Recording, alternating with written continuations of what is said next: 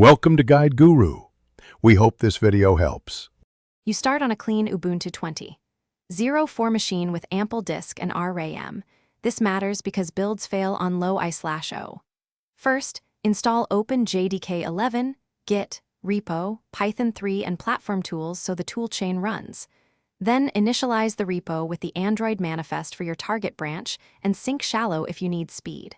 Once done, fetch vendor blobs or proprietary binaries for your device. Make sure to store them under vendor/ and document checksums for reproducibility.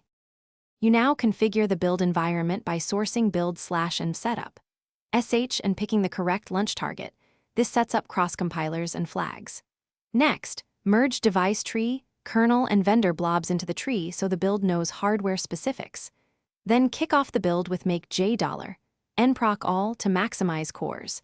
If errors occur, inspect build/core and compiler logs to identify missing headers or mismatched ABI. Make targeted fixes, reapply patches, and rebuild incrementally to save time.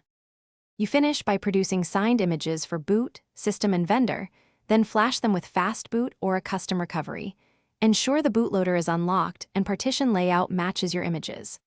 Once flashed, watch the first boot. If it stalls or loops, collect logcat and kernel dmesc immediately to find the failure point. Make sure proprietary blobs match kernel version and SE Linux contexts are correct.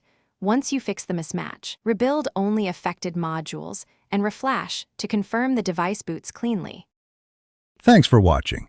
Consider subscribing if we helped you today.